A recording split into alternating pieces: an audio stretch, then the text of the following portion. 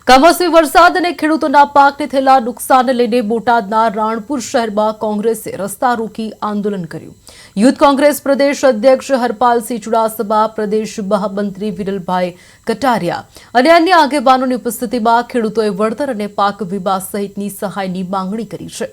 રાણપુર પોલીસે કાયદા વ્યવસ્થાને જાળવવા માટે 25 આગેવાનોને અટકાયત કરી છે। મહત્વનું છે કે 25 જેટલા આગેવાનોની અટકાયત કરવામાં આવી છે। ઉપસ્થિત ખેડૂત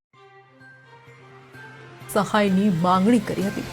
રાણપુર પોલીસે કાયદા વ્યવસ્થાને જાળવવા 25 જેટલા આગેવાનોની અટકાયત કરી હોવાની માહિતી સામે આવી છે।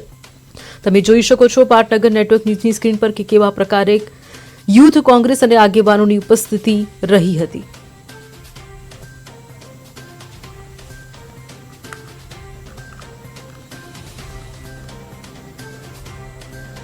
ભારત સરકારે કાયદો બનાવેલો છે મજૂરને મજૂરી આપવા માટે। ધારો કે હું સરપંચ વાદે મને અરજી કરે ને તો મારે એને તાત્કાલિક કોઈ પણ સંજોગોમાં એને મજૂરી આપવી પડે। આ કાયદો બનાવ્યો છે, એની પાસે અઢળક સંપત્તિ છે, તો બીજા મજૂરીની પાસે જોબ કાર્ડ છે તો એને મજૂરીના પૈસા આપે। આ અમારી માંગણી છે। અને આ સિવાય અમારી પાસે બીજું કંઈ છે નહીં।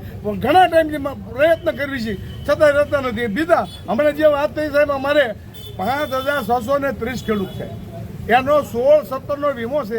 અમે HDFC અર્ગો કંપનીમાં એનું પ્રીમિયમ માન્ય વડાપ્રધાનના કહેવાથી ભરેલું છે।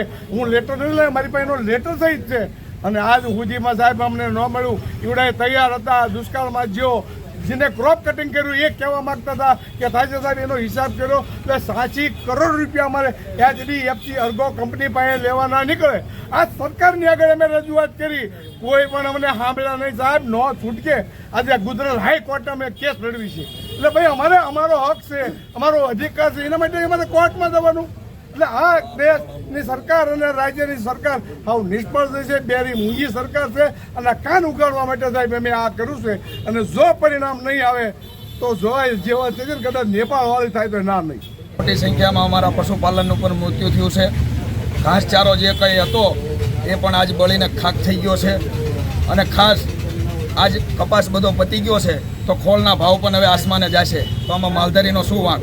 સમગ્ર ગુજરાતમાં મોટી સંખ્યામાં માલધારી સમાજ જ્યારે વસતો હોય ત્યારે ભારતીય જનતા પાર્ટીને અમે કહેવા માંગીએ છીએ કે વહેલી તકે અમારા પશુપાલન જે કંઈ મૃત્યુ પામ્યા છે એનું સર્વે કરી ગામ તલાટીને સાથે રાખી અને અમને વળતર ચૂકવે અને મોટી સંખ્યામાં ઘાસચારાની અમને વ્યવસ્થા કરે।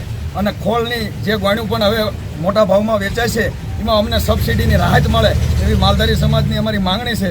અને જો આ માંગણી સ્વીકારવામાં નહીં આવે તો આગલા દિવસોમાં માલધારી સમાજ જે રીતે કમોસમી વરસાદમાં ખેડૂતના પાકને નુકસાન થયું છે અને નુકસાનને પણ બરબાદ થઈ ગયું છે। અને આ સમગ્ર ગુજરાતનો ખેડૂત, ચાહે દક્ષિણ ગુજરાત હોય, ઉત્તર ગુજરાત હોય, સૌરાષ્ટ્ર હોય, કચ્છ હોય, આજ સરકાર પાસે માત્ર એક જ માંગણી કરે કે સંપૂર્ણપણે દેવા માફ થવા જોઈએ। અને જે નુકસાન થયું, ચાહે માલધારી હોય તો એનો ક્યાંક ઘાસચારો બગડી ગયો છે।